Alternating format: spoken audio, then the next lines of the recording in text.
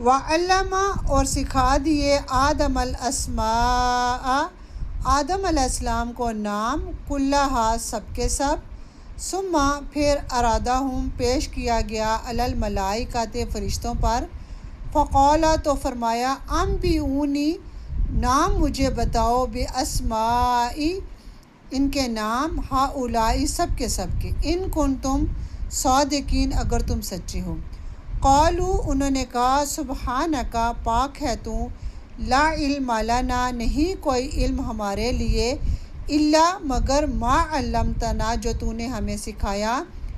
انک بے شک تو انت تو ہی انت العلیم الحکیم انت تو ہی علیم جاننے والا ہے حکیم حکمت والا ہے۔ قال فرمایا یا آدم اے آدم علیہ السلام انبئہم نام بتاؤ ان سب کے باسمائہم ان کے نام فلما پھر جب انبأہم بتا دیے نام باسمائہم ان سب کے نام قال فرمایا عالم کیا میں نے اقل لکم نہیں کہا تھا تمہیں انی بے شک میں عالم زیادہ جانتا ہوں غیب السماوات غیب آسمانوں کا والارض اور زمین کا وعالم اور میں جانتا ہوں ما تبدون جو تم ظاہر کرتے ہو وما کنتم تکتمون اور جو تم چھپاتے ہو۔ اللہ تعالیٰ نے جس مخلوق کو زمین پر خلیفہ بنانا تھا جب وہ وجود میں آیا تو اس کا نام آدم علیہ السلام رکھ دیا، یعنی تمام انسانوں کے باپ کا نام آدم ہے، انہیں ابو البشر بھی کہتے ہیں۔ یہ عجمی لفظ ہے عربی نہیں، پھر آپ کو تمام چیزوں کے نام سکھائے، اسی لیے انسان ناموں کے ذریعے سے ہی اشیاء کے علم کو اپنے ذہن میں بٹھاتا ہے، گرفت میں لاتا ہے۔ پھر ان چیزوں کو فرشتوں کے سامنے رکھ دیا اور فرمایا ان کے نام بتاؤ، تو فرشتوں کو سوائے تسبیح اور تعریف کے اور کچھ نہیں بتایا گیا تھا،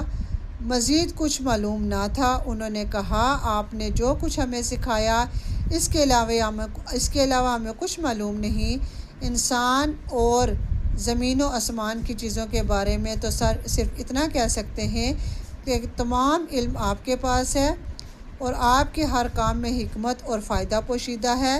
اس لیے کہ آپ علیم الحکیم ہیں۔ اللہ تعالیٰ نے آدم علیہ السلام سے ان چیزوں کے نام پوچھے تو انہوں نے سب نام بتا دیے۔ اس طرح اللہ تعالیٰ نے فرشتوں پر تخلیق آدم کی حکمت واضح کر دی کہ میں آدم کو صرف اختیار ہی نہیں بلکہ علم بھی دے رہا ہوں، اور علم سے اصلاح ممکن ہوتی ہے، اور دنیا کا نظام چلانے کے لیے انسان کی اہمیت و فضیلت بھی بیان فرما دی گئی، اور ہم پر بھی یہ واضح فرما دیا کہ عالم الغیب کے غیب کا علم جاننے والا صرف اللہ تعالیٰ ہے، اور اللہ تعالیٰ کے برگزیدہ بندوں کو بھی اتنا ہی علم ہوتا ہے جتنا اللہ تعالیٰ نے انہیں عطا فرمایا۔ ان آیات سے یہ واضح ہوتا ہے کہ انسان کو پیدا کرنے کے بعد سب سے پہلا تحفہ جو اسے اللہ تعالیٰ کی طرف سے ملا وہ علم تھا، جامع علم۔ اب اگر اولاد آدم علم الہی سے لاپرواہ ہو کر بیٹھ جائے تو خلافت الہی کا حق کیسے ادا ہوگا؟